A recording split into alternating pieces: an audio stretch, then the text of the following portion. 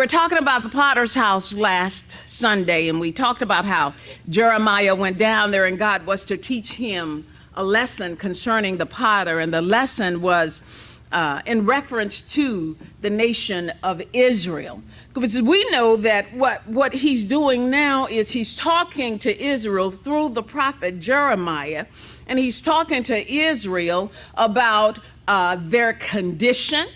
He's talking to them about their present condition, and he's pleading with them. Many times he's pleading with them to turn and change from your present condition. You don't have to stay like you are. We were talking about that earlier. You don't have to stay like you are, because if you change, God would have turned and done something differently from what he had said he was going to do if you did what he asked you to do. Just repent. He said, change your mind. Change your mind and turn and come back to me, because you all out there, you're all over the place. You're doing everything you want to do, but I'm giving you an opportunity. I've sent the prophet to you to tell you, so you have no excuse.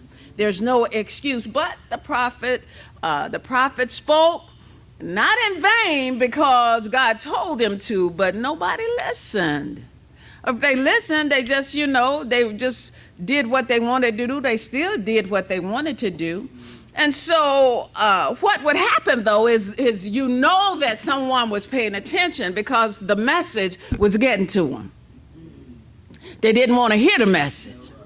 Didn't want to hear the message, so they tried to shut the prophet up.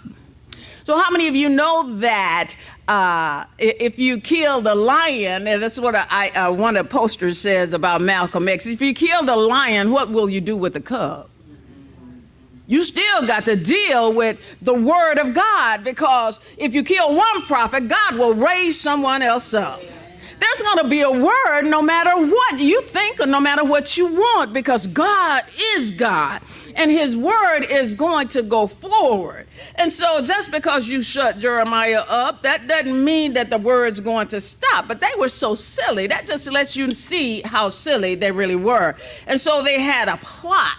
They devised a conspiracy against the preacher. And we know, as we were saying, this wasn't the first time Jeremiah had faced a conspiracy where people had conspired to do something against him. And unfortunately, it wouldn't be the last time.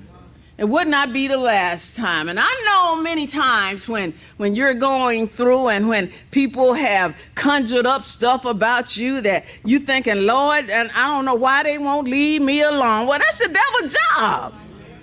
The devil's job is to mess with you, and the devil's job is to prevent you, to keep you from walking into your destiny and walking in the purpose that God has called you for. And so they plotted a smear campaign consisting of lies about him. And as we were ending last Sunday, we said that's the same thing they did with Jesus.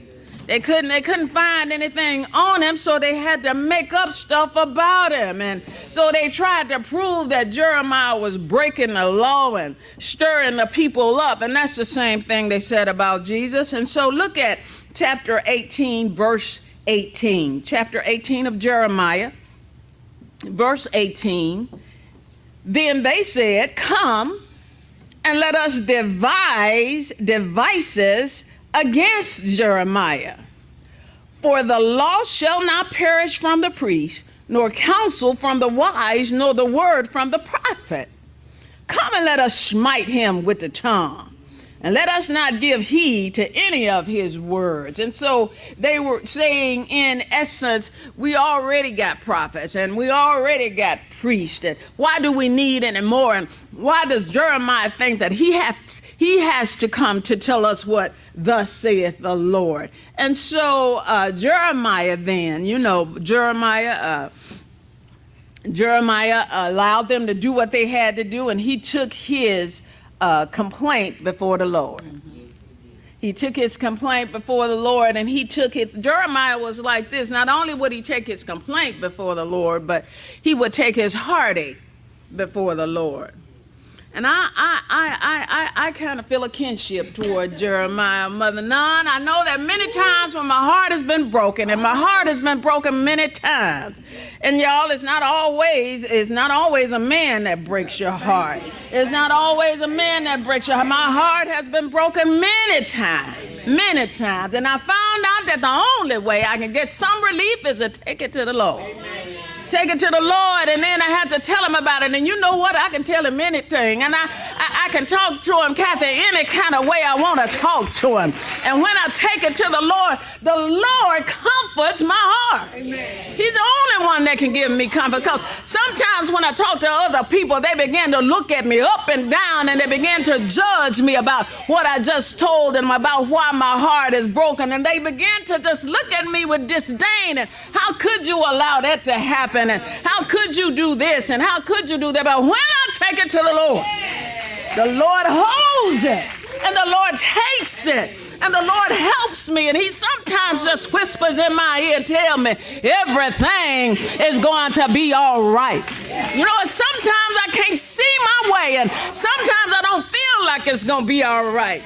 But the Lord just takes me and he rocks me and says, it's going to be all right. Just give it to me. Just give it to me. And everything will be all right. And I love the Lord for that. And so Jeremiah knew just who to take his heartache to. Jeremiah was lamenting before the Lord, and Jeremiah was like this. He tell the Lord, now look, I'm doing what you told me to do. I'm doing what you told me to do. And if you told me to do it, you ought to come and see about me. And I believe we can talk to the Lord like that. You know, I came up in a church where they said, no, you don't need to question the Lord about that. And you don't need to ask the Lord why this is happening and why is that why can't I? If he's my father, why can't I ask him? Why can't I talk to him like that? He's my father. He's my father. Today's Father's Day, and we just giving honor to all fathers. Well, God is my father. And so I believe that I can talk to him any kind of way. I did my natural dad like that. Now, I wouldn't do my mama like that. I hold back with my mama because, y'all, I tell you, my mama was just, to me, I don't know why she was just intimidating, but my daddy, I could go and sit to my daddy, sit down in a swing, and we rock a little while, and we talk about the conditions of the world, and we talk about the conditions of the family, and, you know, everything just seemed better after I left my daddy. And I believe we can do our own father just like that. I believe we can do him just like that. And so in verse 19, it says, give heed to me, O Lord, and hearken to the voice of them that contend with me. Now, Lord, you got to come and see about me. Every time I turn around, they telling lies on me. Every time I turn around, they dragging my name through the mud. And I'm just doing what you told me to do. So shall evil be recompensed for good? For they have digged a pit for my soul. And y'all, I'm telling you, sometimes you don't have to do nothing to people for them to have your name in their mouth. You don't have to do nothing to them. And so it shouldn't surprise us at all. It should not surprise us at all. He says, remember that I stood before thee to speak good for them and to turn away thy wrath from them. And I'm steady standing up praying for them and doing what you told me to do, but they still treating me like anything, just any old thing. And so he asked God to deal with his opposition. And so God, you know, sometimes when we looking for something for God, God comes to us and he comes to us a totally different way from what we looking for him. And so, you know, instead of him helping Jeremiah to feel sorry for himself, God said, look, this is what I want you to do. I want you to get back up and I want you to go back down to the potter's house. You go back to the potter's house. So this time, Jeremiah made another trip to the potter's house. And this time it wasn't for him to look through the window to see what the potter was doing, but this time it was for him to go and spend some money, buy a pot. I want you to buy it, and I want you to use that as an example to the children of Israel. So in verse 19, he says, thus saith the Lord, Go and get a potter's earthen bottle. Go and get means go and buy. Go and get a potter's earthen bottle and take of the ancients of the people and of the ancients of the priests. I want you to take somebody with you when you go this time. When you take some of the elders, I want you to take some of the ancients of the priests. I want you to take some of the older priests. I want you to take I want you to take the people that ought to know better. All right. I want you to take the people that ought to know better. And again, many times, Mother Nun, I don't know, was this Wednesday night, were you walking out and telling somebody what Titus said about the older women teaching the younger women? You know, and sometimes we look around, the older women can't teach the younger women nothing because the older women doing the same thing the younger women doing. But he said, I want you to take them because they ought to know better. I want you to take them because they're the ones that's supposed to be passing the word down. I want you to take them because they're the ones that's supposed to be the example. And I want you to take them because when you take them, the older ones, there won't be an excuse for the younger ones because they ought to be able to show them. They ought to be able to show them the way. And so he says, and go forth unto the valley of the son of Hinnom, which is by the entry of the east gate, and proclaim there the words that I shall tell thee. And so the east gate was the potsherd gate. Now this is where the potters would take all of their broken vessels, they would take their broken pottery, and they would go and they would dump it all there at the east gate. And so at the east gate, it overlooked the valley of the son of Hinnom. Now, we talked about this. We talked about this valley of the son of Hinnom, or Gihon, the Jerusalem garbage dump. We talked about that when we talked about Josiah. So I want you to go back over to, I believe it's 2 Kings, the 23rd chapter. Let's go back over there.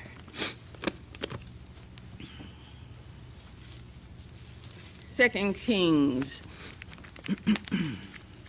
the 23rd chapter.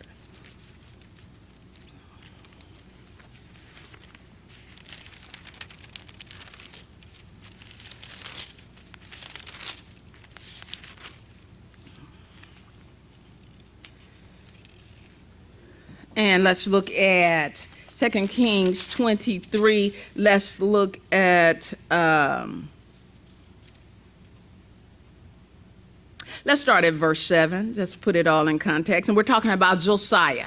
We're talking about King Josiah. When King Josiah came in and he began to make reforms in the land. And verse 7 says he brake down the houses of the Sodomites that were by the house of the Lord, where the women wove hangings from the grove.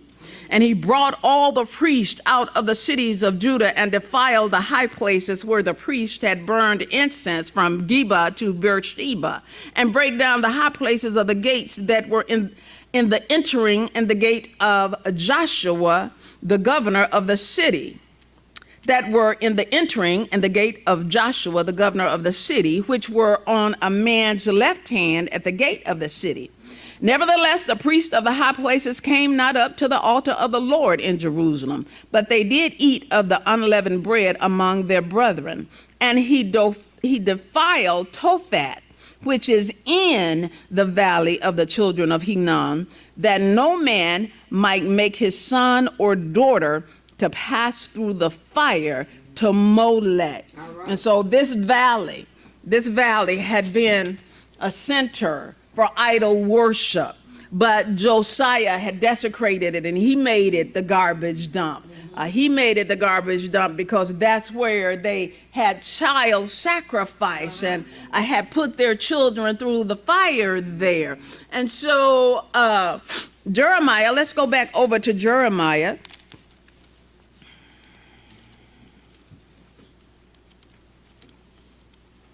He says here,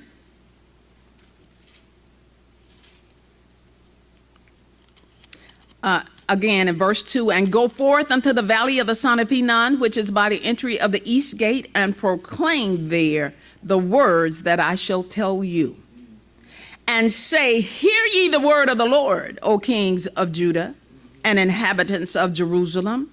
Thus saith the Lord of hosts, the God of Israel, behold, I will bring evil upon this place, the which whosoever heareth his words shall tingle, because they have forsaken me, and have estranged this place, and have burned incense in it unto other gods, whom neither they nor their fathers have known, nor the kings of Judah, and have filled this place with the blood of innocents.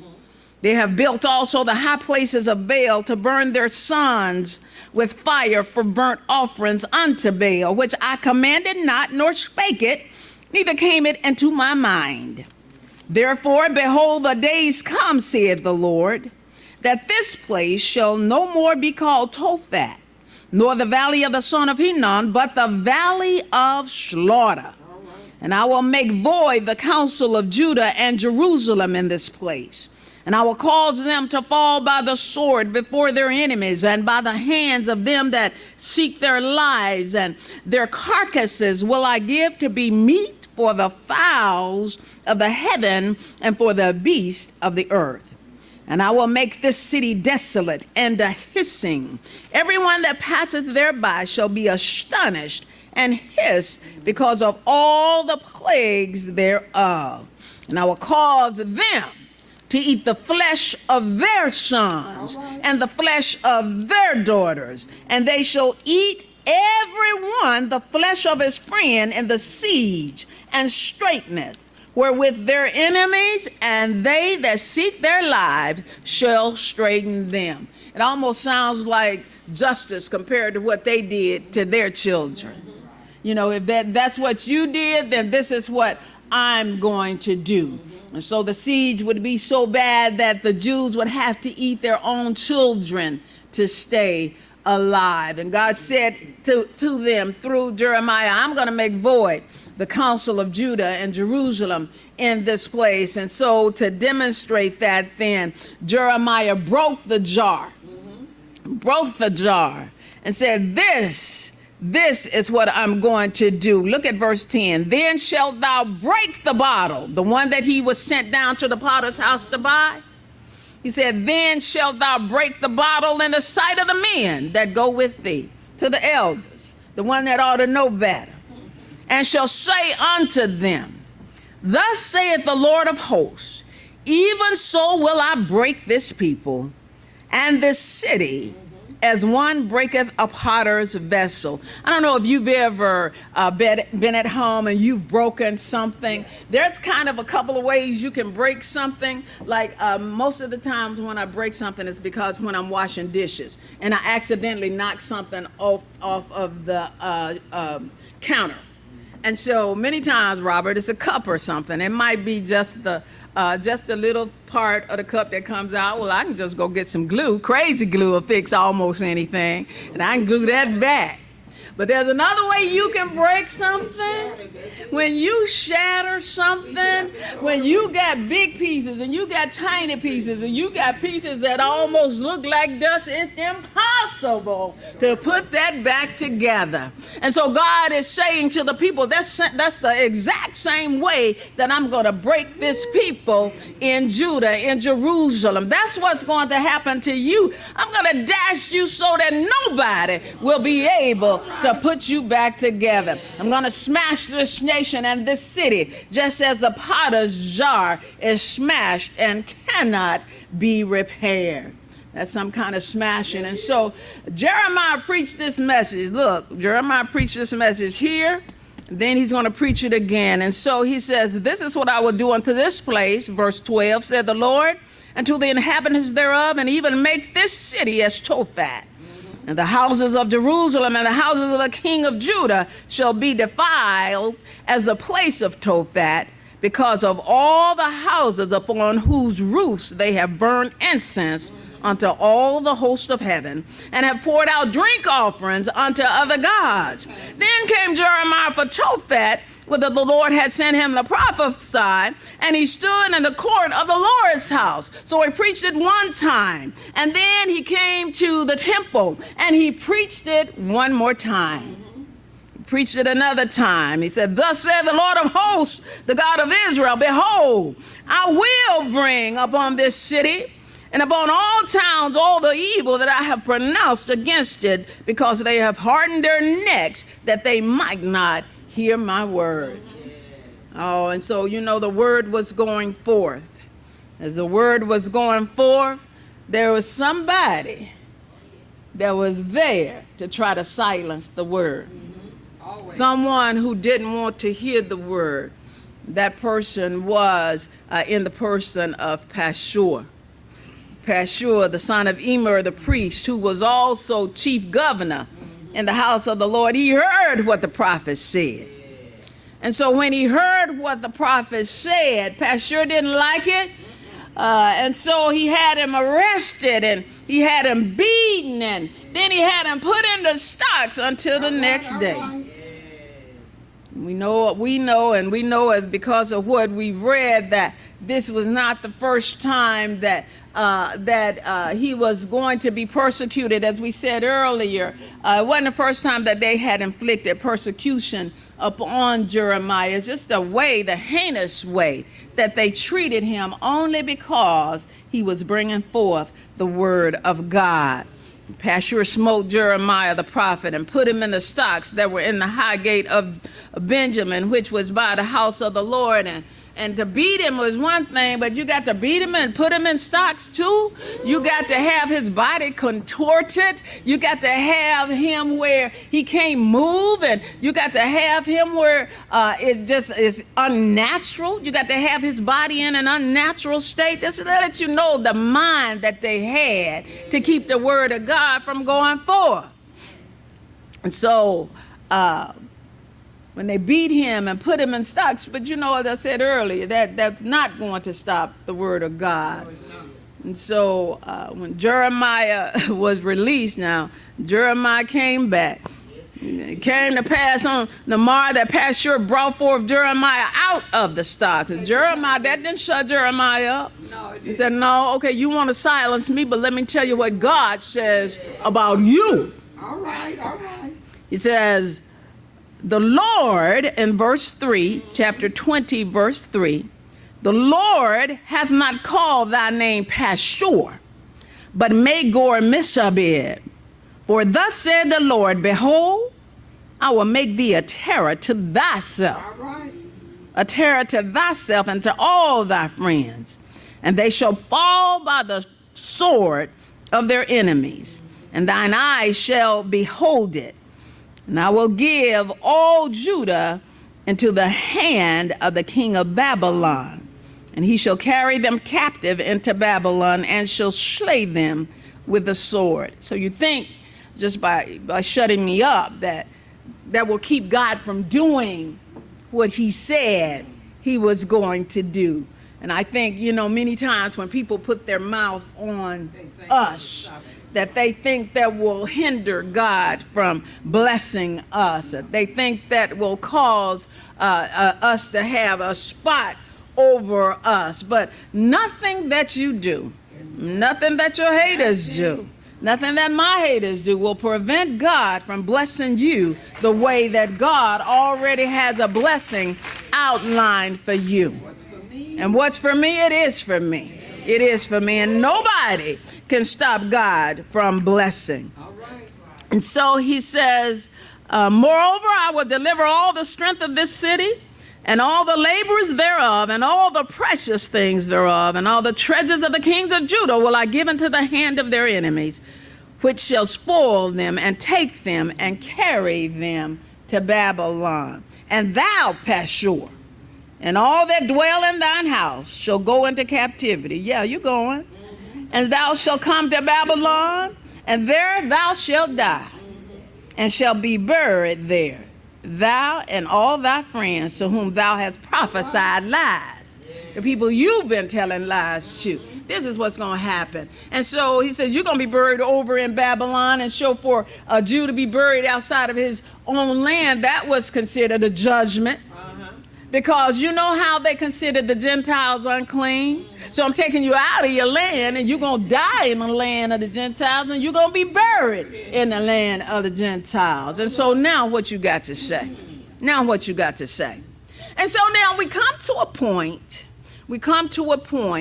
in the lesson here where Jeremiah has come again to a place of discouragement. And I want to ask this morning, and I want you to answer with all honesty, have there been times when, since you've been with the Lord, that you've been discouraged? And have there been times when you just didn't feel like going on? And so when I looked up, I just actually looked up the word discouragement, Pastor Bland, and in the actual Merriam-Webster dictionary, it just says it's a loss of confidence, or enthusiasm, or being dispirited.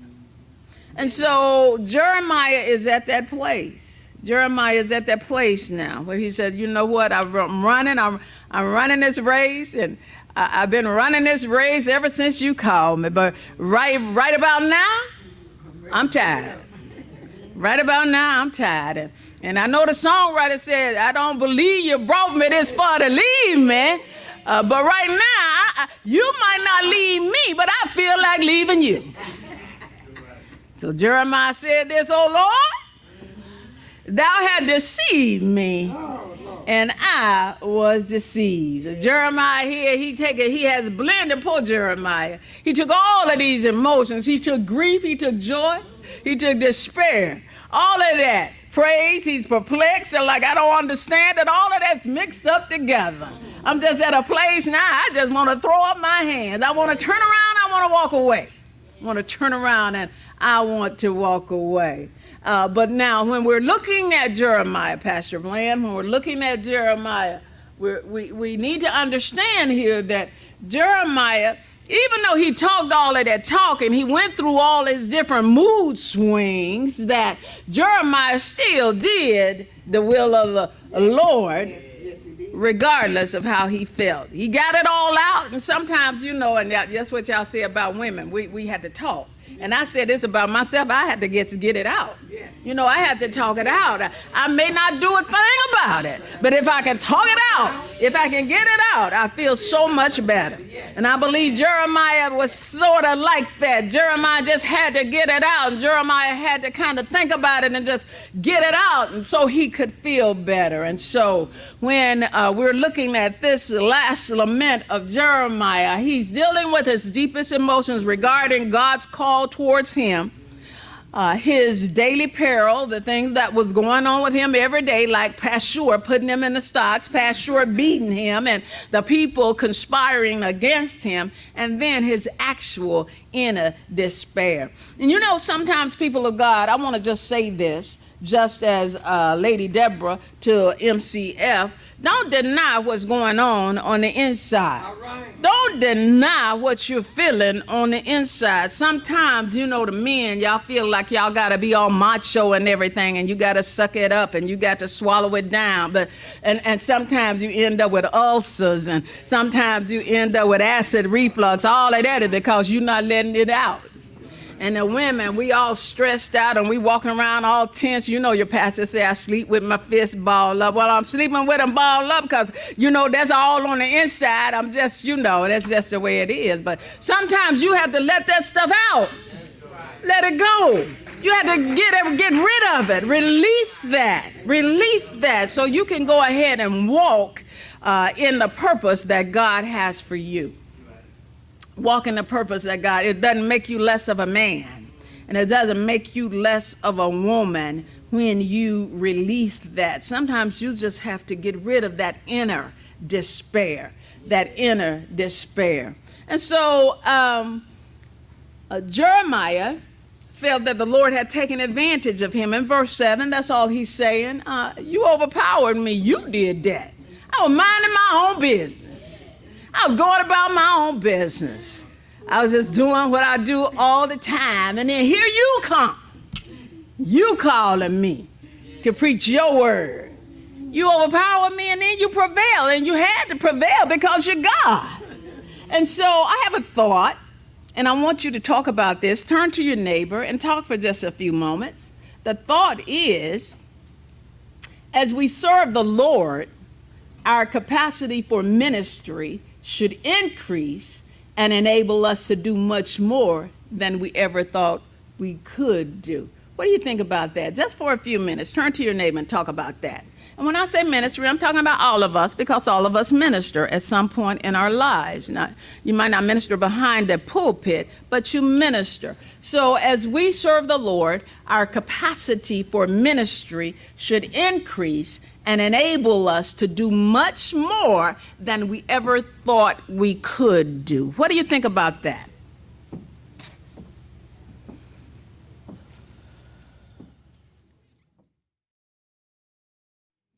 Okay, so let's talk about it for just a little while then. So we're at a point, man, when Jeremiah is discouraged. And we talk about discouragement is, you have a loss of enthusiasm and you just, lack of confidence. And so the thought is, as we serve the Lord, our capacity for ministry should increase, enable us to do much more than we ever thought we could do. What do you think about that?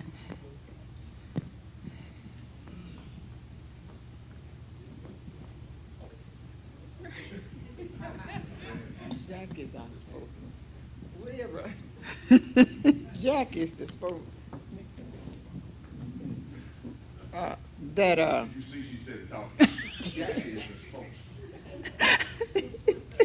spokesman. The ministry, and a lot of time you be ministering to people and don't even know that you're doing it. I was riding with Fast Driving Jackie yesterday, and she had ministered to a young lady that she was in the process of ministering to her. But during the talk, she ministered also to me. All right. And I've been wondering, it has been on my mind, a guilt trip. But within her talking yesterday, I thought about it last night, and time I opened my eyes this morning, it came right back to me. And so now I'm saying, and I could study her say, deal with it and get on over it and move on. Well, it's nothing I can do about what I did, and she just told me. So, and she doesn't really need to know it. I was talking about my mom. She said, so now I know just to deal with it. It wasn't out of spite or nothing. It's just that I was listening to my sisters and brothers, the one that has the sense. So I did something that I should have continued to do what I was doing, but I didn't. And it just has been dealing, well, when she passed, it started dealing with me. And and I just really has felt bad about it. But a lot of times, like I said, you be ministering to people and don't even know it. Right. Now, yesterday she was ministering to me, as she done said, deal with it and move on. Ain't nothing you can do about it now. Just move on from it and everything, And he wasn't did in spite or nothing like that. So, in ministry, as you say, all of us has a ministry. We can witness to someone, because every day when you run into people, you don't know how they feeling. And I say this about the children. I especially say this about children. You can go in the classroom and maybe you and your husband got into it. Don't take it out on them. Deal with that before you go in the classroom.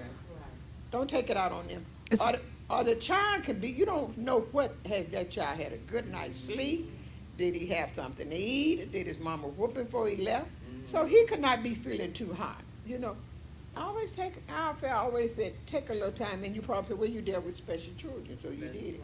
But to find out if something wrong, find out about how they're going before you just jump all over them and want to call them bad and all that kind of stuff. So then, as you were going forth there, you kind of brought something up in my mind, and I'll just go back to the time when you've heard Pastor Bland several times mention how when we got a phone call about our child who was in trouble and facing time and possible prison time because of his actions, and so even during that.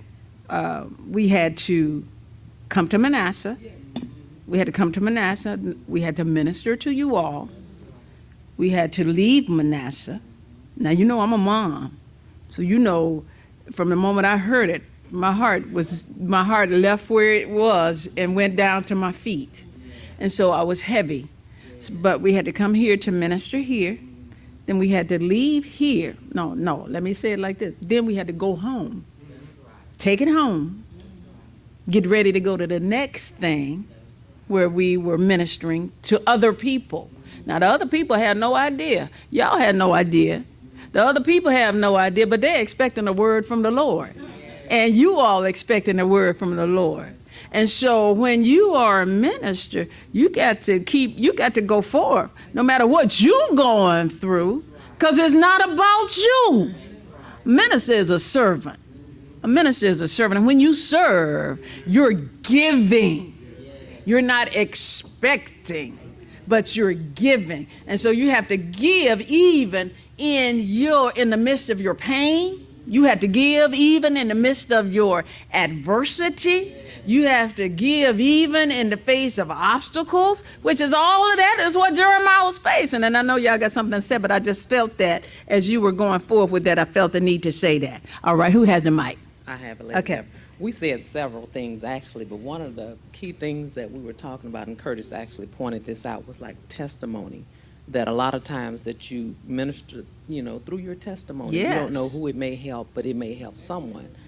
And it's a healing process at the same time. And we just feel that your capacity definitely, if you seeking God and you want a healing from God, not just saying in the physical healing, but you want a spiritual healing, etc. We think the capacity should grow, that it grows. All right. It actually does. That's great. I like that. I like that. I was sharing with Pastor Bland. Y'all know we've been married for 40 years. Mother Nun said I've been putting up with that knucklehead for 40 years. Yeah, she did. She said, you've been putting up with that knucklehead for 40 years. But I'm going to tell you something. And I shared this with him, and I'll share it with you because really it's what God placed on my heart, that through the 40 years, what God taught me is what he didn't teach me so much about Pastor Blandon and didn't teach me so much about me. It taught me what he taught me was who he is. What he taught me was that through the 40 years that it gave me a better understanding of Romans 8:28. I've been quoting it, but I didn't really know what it was all about.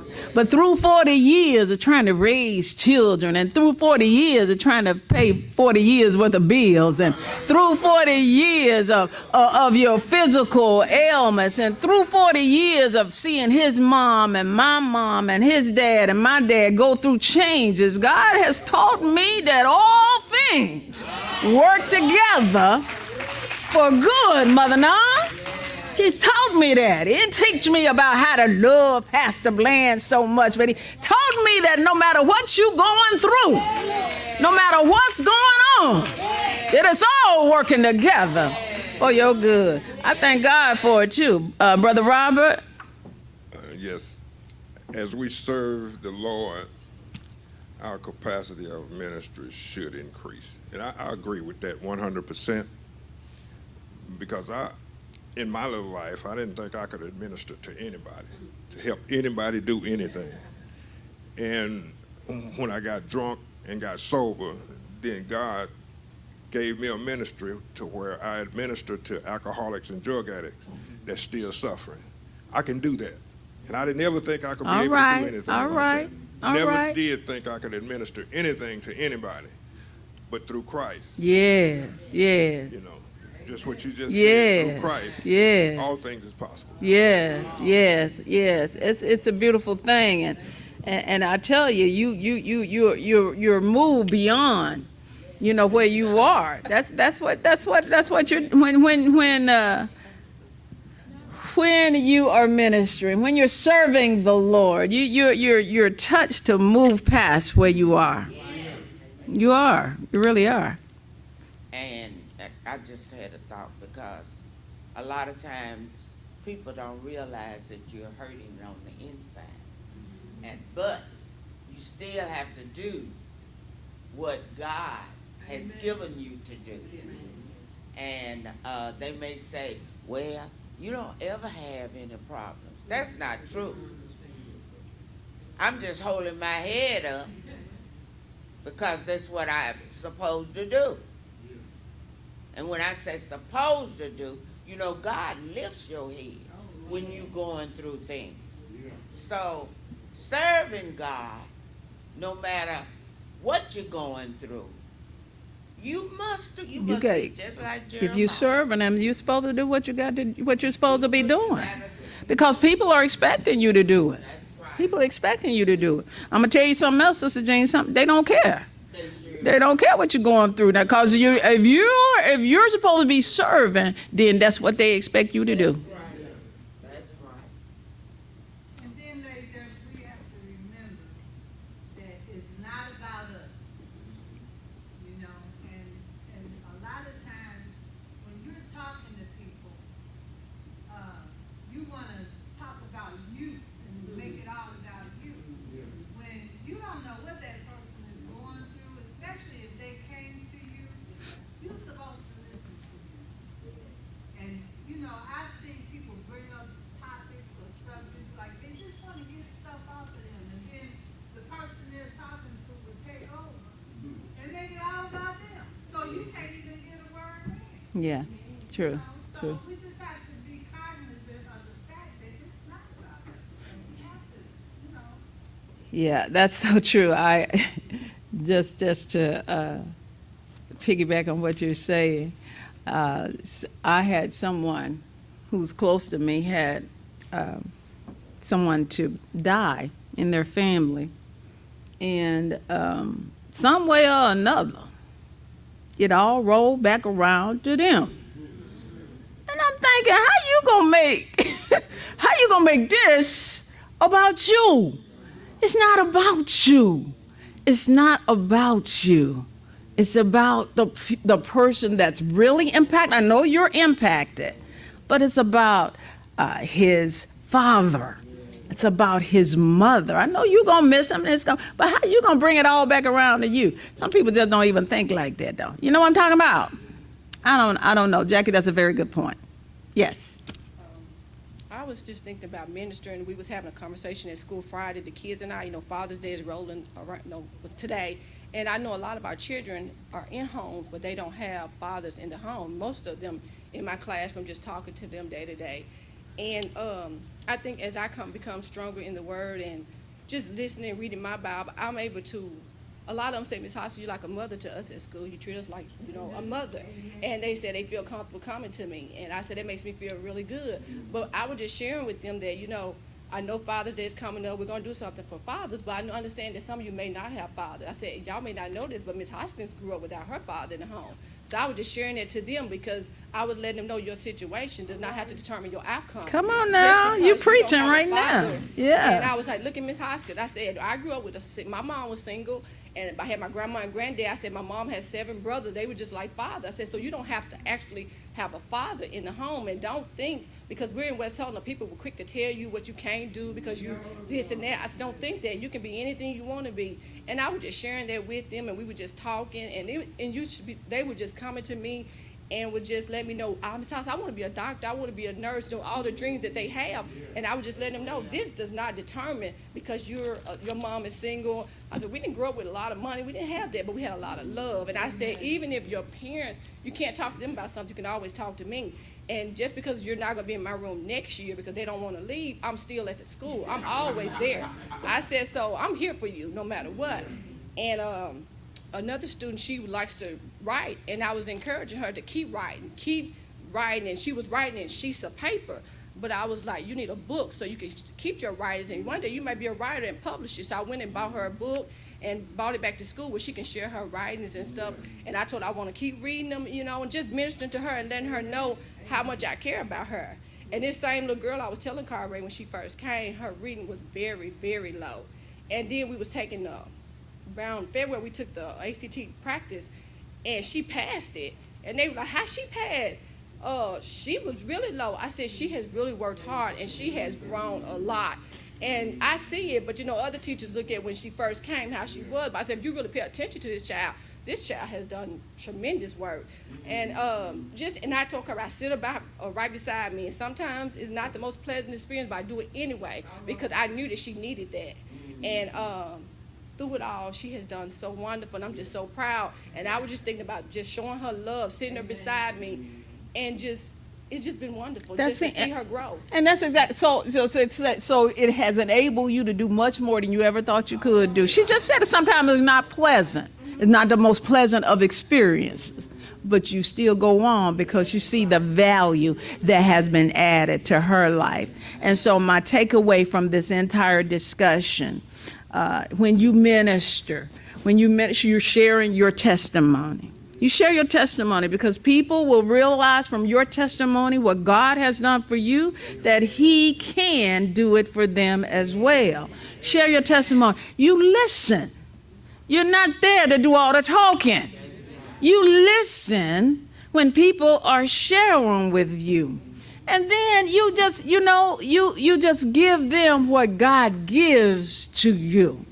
And then it will be beneficial to the people. God will enable you in so many situations to do so much more than you think you could do. God will strengthen you and give you grace to do more. Give the Lord a hand praise, everybody.